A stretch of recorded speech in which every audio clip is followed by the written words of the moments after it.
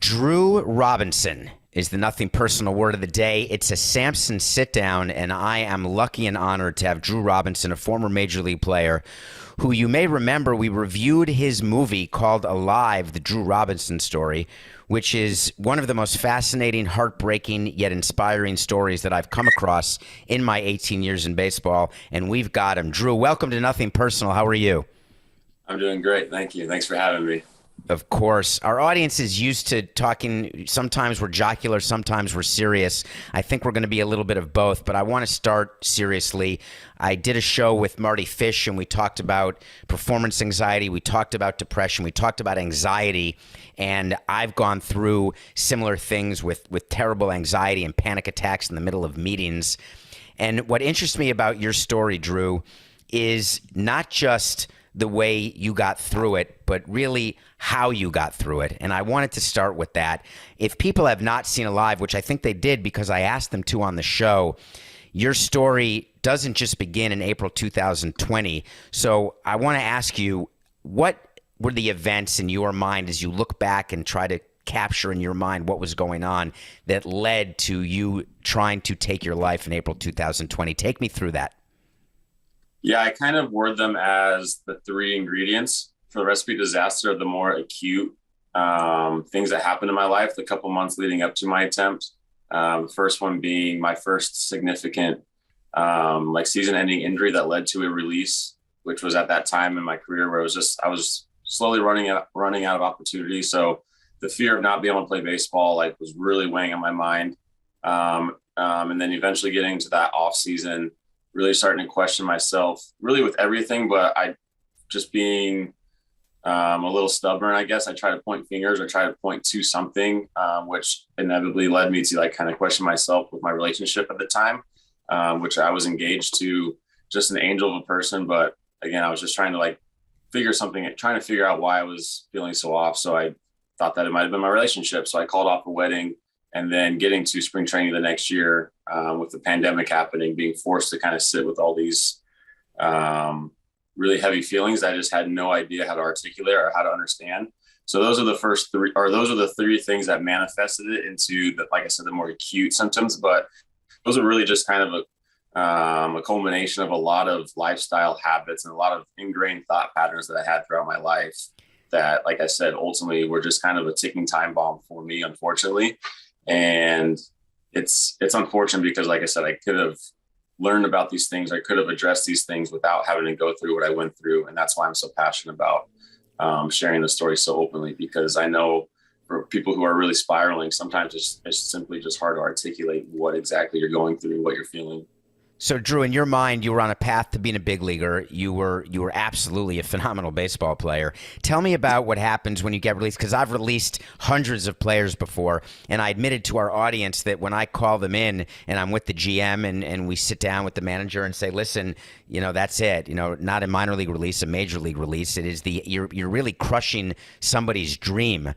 And I never really thought about it because the minute they walk out of the room, I'm on to the next transaction. I'm on to the next situation with the team.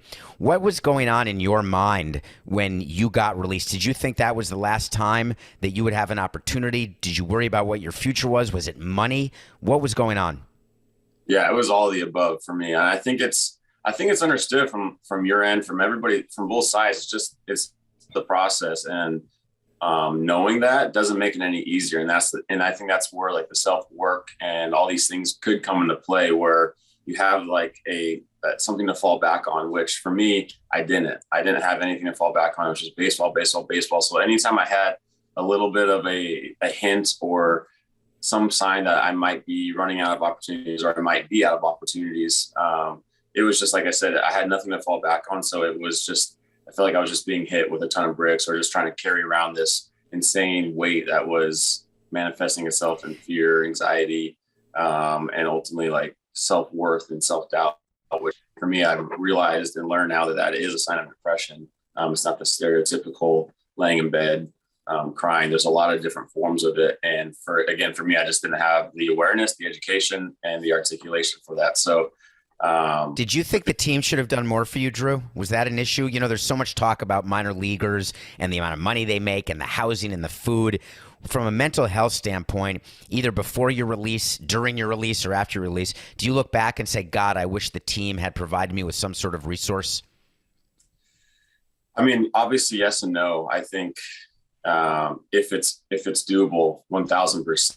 But at the same time, I think that's why minor leaguers, similar to like me being passionate about sharing my story openly, I think that's why minor leaguers and baseball players in general are so passionate about kind of shining a little light on what it's like in the minor leagues. So that way people getting into, or players getting into it, especially from high school, who haven't gone through the college grind of really like having that expedited maturing process. So that way they know a little bit more of what they're getting into. So that way it's not such a shell shock, like, oh my gosh, this is really what it's like. So I think that's what's so important. But at the same time, I also see it being a thing where baseball and really society is taking a step forward with self-care, because you're seeing it with, or you saw it with the physical side of things maybe 15, 20 years ago. I mean, I remember as recently as when I was signing, like not playing through a broken finger, I felt like I was going to get seriously judged for being soft. And now we have incredible, like just an insane amount of a team for the medical side who are willing to give you like a rub down if your quad is sore. And back when I first started, that was like, no, man, if you can't make the club in the tub type saying. But now we realize it's so important just to take anything off your plate that might hinder future possible performance when the game starts. I see it as that, a comparison with that, where if guys are really dealing with something outside the field, how do we expect them to be able to kind of shut that off and focus when the game starts, especially in baseball, where there is a little bit more downtime than other sports. So having resources, I think, should just be a huge part of the puzzle of like, how do we get the best out of our players? And I think that's why it's so exciting to be a part of the Giants, because I think they were doing this. I know they were doing this before my incident. And it's not the main reason, but it's definitely a big part of the reason why I think they had some success. So I do want to talk about the Giants and your new role as a mental health advocate for them. It's something that, again, during my time, we had psychologists, we had psychiatrists, performance-based, and trying to deal with personal problems off the field. But I must tell you, the focus for the majority of teams is on performance psychology. And it's doing whatever has to be done so that during those seconds during a baseball game, when you have to focus, when you have to perform, that you're able to, that you're not bringing anything off the field on the field. And from a team standpoint, and I assume in the Giants, I know the Giants, obviously Larry and the rest of the people there very, very well. They are not different than I was in that their main goal is to win, right? That's it. They want to win rings. And what's changed now is teams realize to win rings, you have to have players who are in a good mental health space. But the Giants are really ahead of the curve because most teams are just pretending to advocate for mental health. And it seems like the Giants are doing it for real. Is that one of the main reasons that you were willing to be sort of the face of this, because you believe in their genuine approach? Yeah, I mean, I think for me, a lot of this has been out of my hands. I've just kind of been going with the flow of things, and things have just seemed to be working out perfectly. Like I said, being a part of the Giants organization during my incident, and then just, again, being part of it and having their support really through my recovery process before I had any kind of thoughts of making a comeback or anything along those lines. They were just supporting me as a human being. And it just happened to be where it worked out to where I made a comeback and then transitioned during the season to be to take on this role, and kind of be the first one. So being the bridge for the players, like you said, to those resources of the mental performance of the mental health, our director of EAP, which is in-house. And I think that's a really big difference of having them in-house, walking around, going through the day with us, in the cafeteria with us in very casual settings, instead of it needing to be, hey, this is the first time I ever met you, and we're in this therapeutic environment setting, in a room, chair, couch, the whole setup.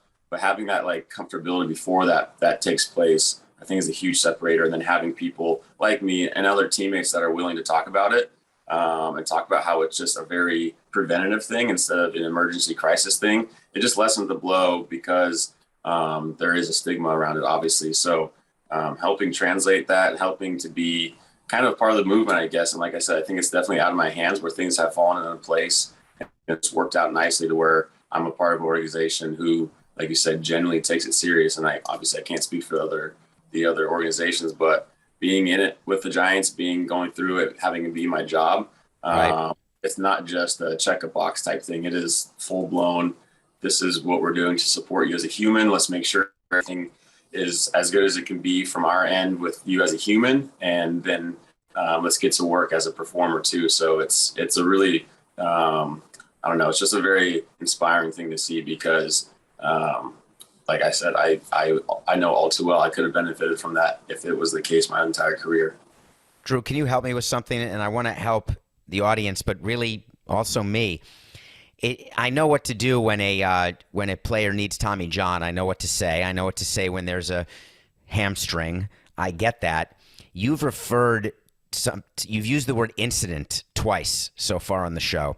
And I'm sorry to ask, but I want to learn because I want to understand.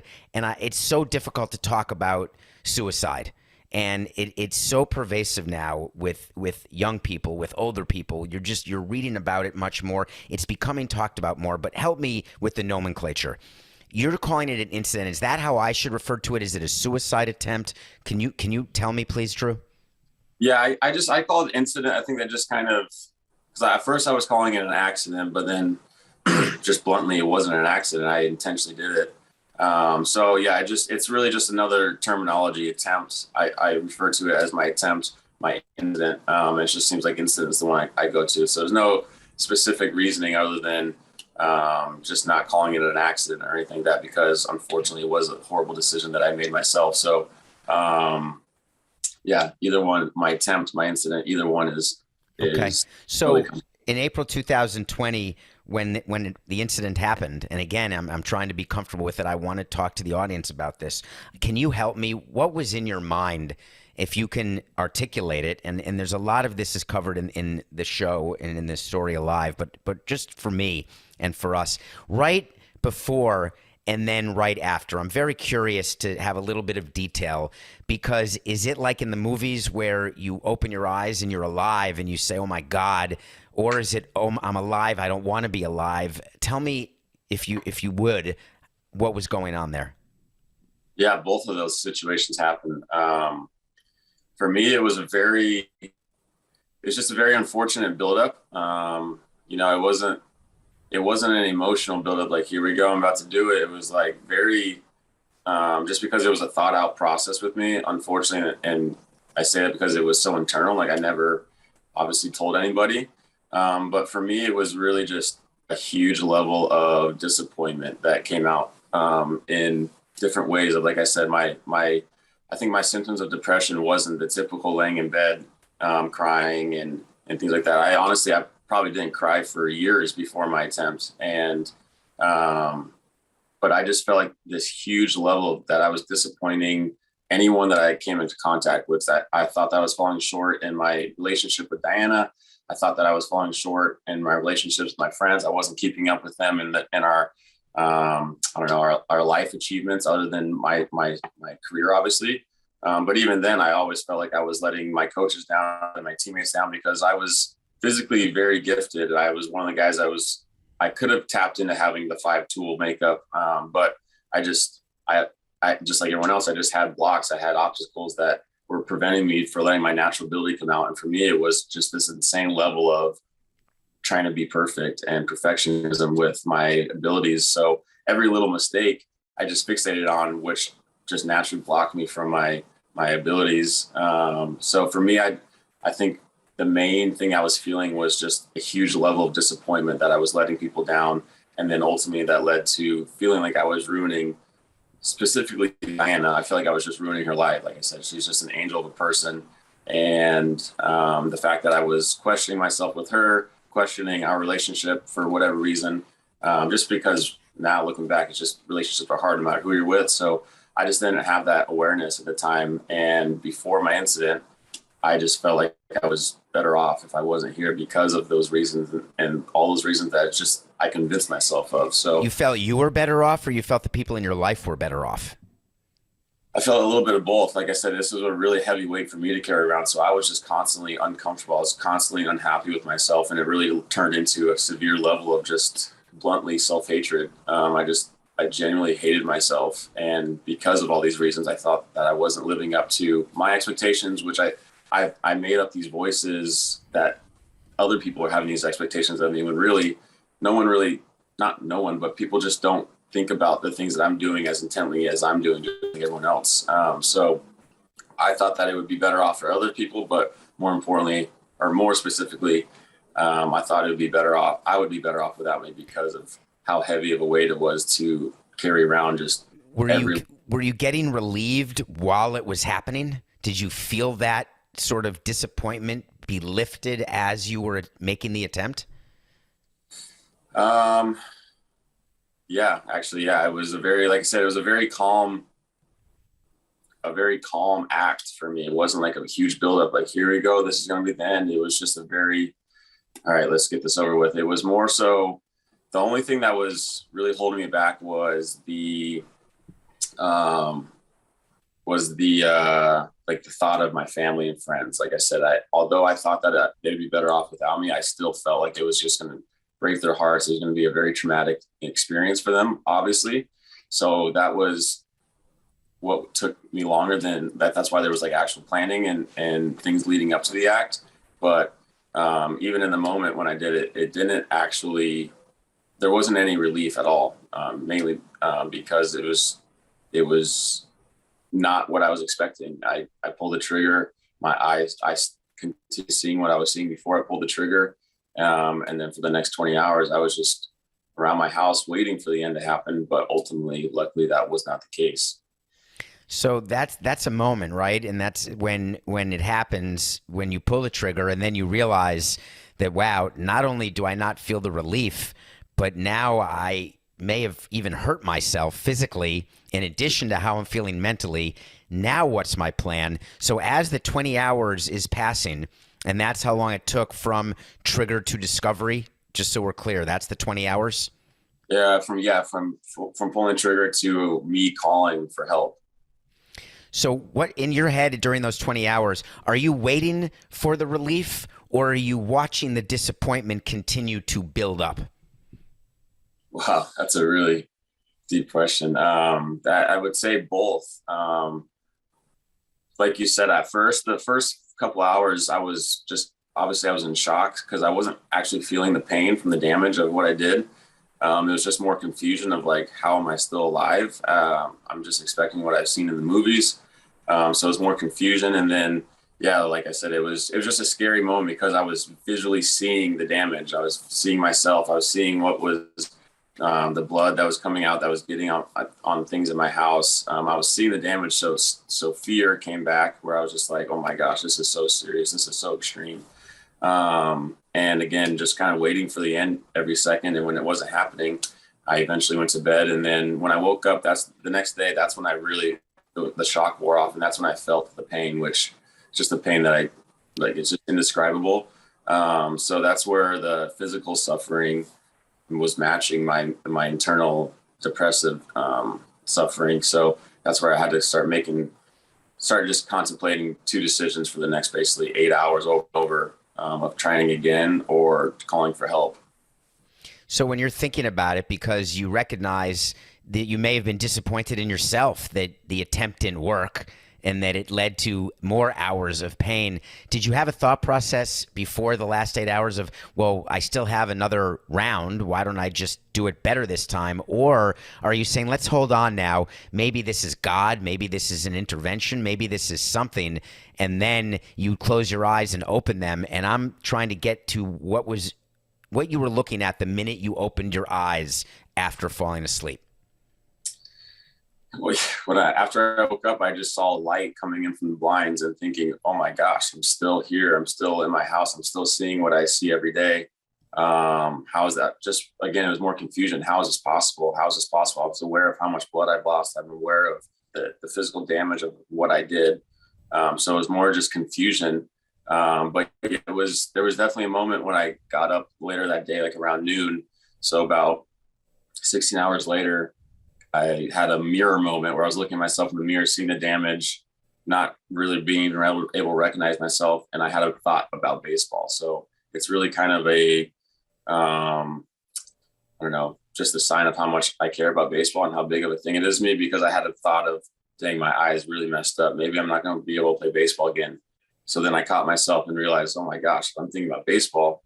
I'm thinking about the future. Am I wanting to survive now? So that's when the thought of like, oh my gosh, am I not waiting for the end? Is this a sign? Is there something bigger at play here? So that's when the next couple hours I was just like, okay, what am I wanting? What am I doing?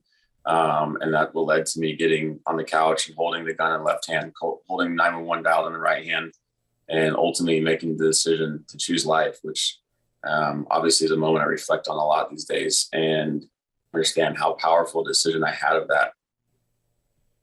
It seems to me that when you chose to start putting in the work, and that's really what the focus is and what people should take from your story, is that no matter the valley, no matter the depth of despair, if you can find a way to somehow hold on, and somehow there's a trigger that can happen, whether it's baseball, whether it's family, whether it's seeing a sunrise, something happened inside you that clicked, and you were then willing to put in the work, not just the work to survive. I think people need to understand the work to be a Major League Baseball player, which already is almost impossible to become. But now it's almost as though you're setting yourself up to be disappointed, because baseball is a game of failure. Baseball is a game of disappointment. You know that the odds, no matter whether you have 2 eyes, 3 eyes, 1 eye, or you're ambidextrous, of being a productive major leaguer is de minimis. Yet somehow you pulled up your pants and you basically, obviously colloquially speaking, and you went for it, and that was the beginning of your recovery.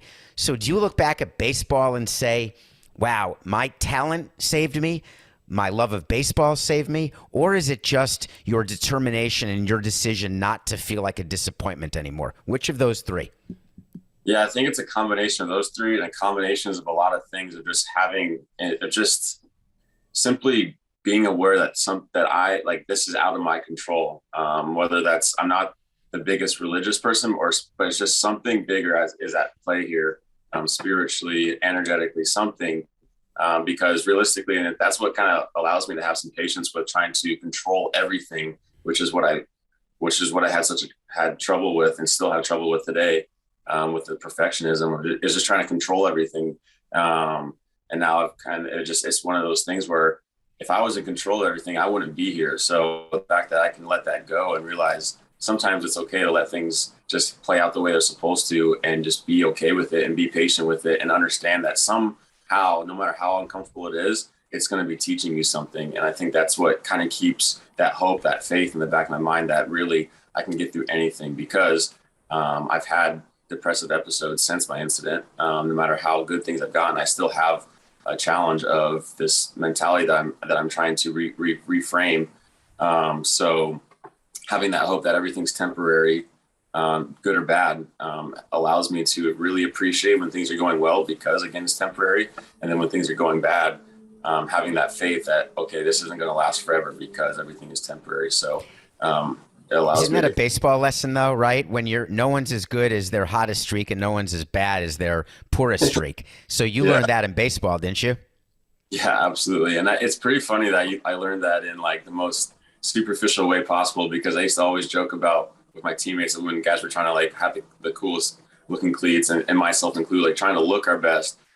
We used to always joke around, you never look as good as you think, you never look as bad as you think. So don't get too caught up in that. But really, that's, like you said, it's kind of a lesson you can apply to everything. You're never doing things as good as you think. You're never doing them as bad as you think. So lessening that blow on yourself when you think you are failing, and then staying a little bit more grounded when you think you are on top of the world.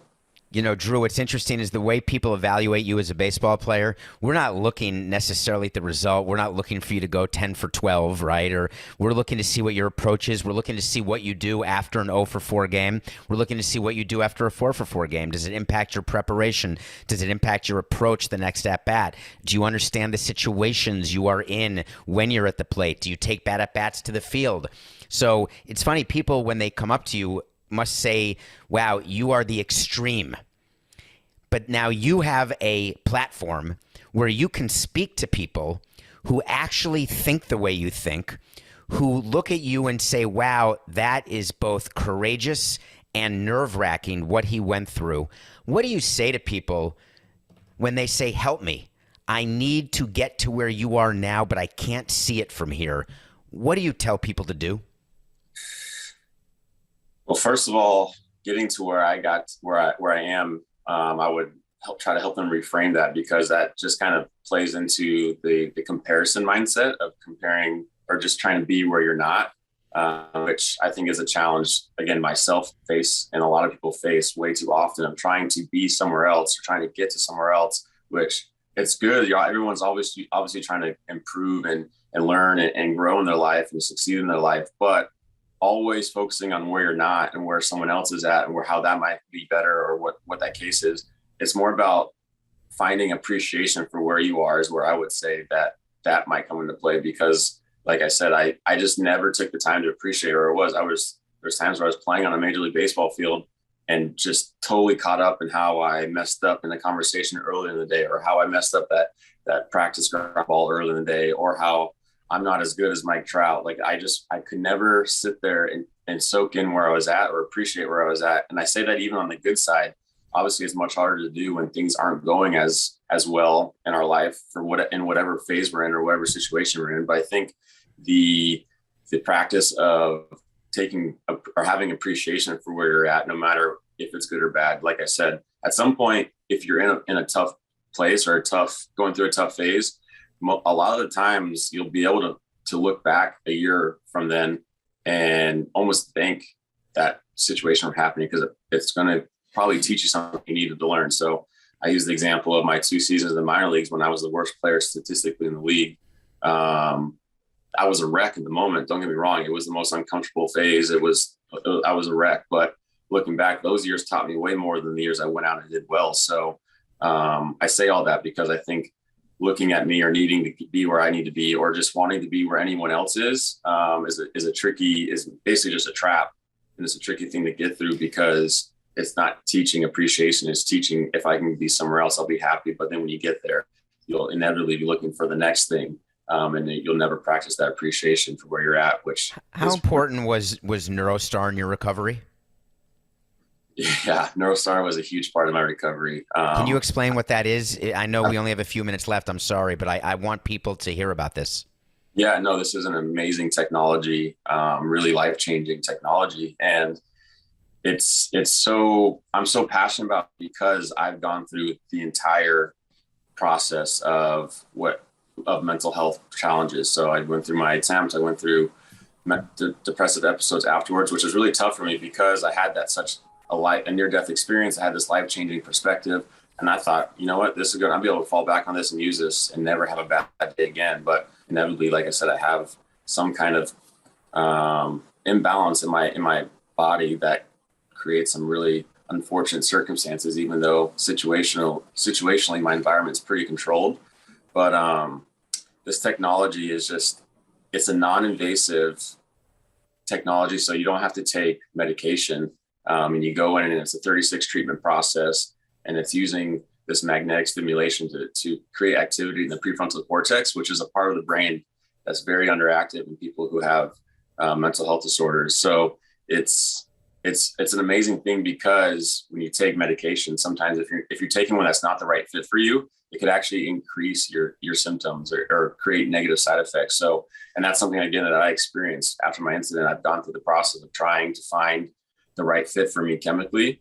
And each one, I went through about 5 or 6 of them and tried to combine them. And every once in a while, I feel a little bit of a benefit of what I was after, but it was always outweighed by another physical symptom that was affecting me negatively. So it was really disheartening because, like I said, I was finally open to getting the help that I was needing and finally admitting that I didn't have it all figured out. But then I would feel even worse at times or feel numb at times. And it was kind of taking away my natural personality. So this technology, of it not being something you have to put in your body and something that you just rest on your head, that creates this magnetic stimulation, which creates activity in the neurons in the brain that are connecting. Again, it's just an amazing technology, and something that I really wish I would have known about. Can anybody access it, Drew? Or do you have to be rich to get it? Can anybody access it?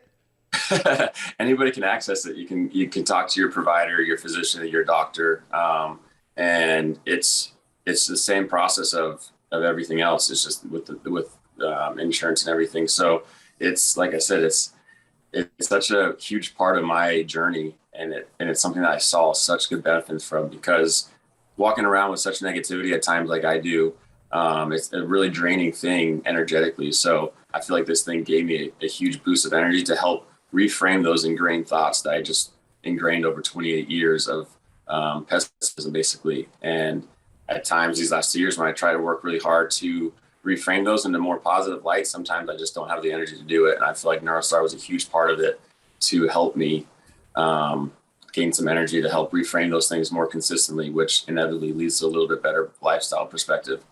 So, Drew, to end now, can you give me one word? Because I'm going to give you one word, and I'm going to go second. I'd like one word that you would ask people or suggest that people would use to describe you who know you. What is the one word that you would want people to use?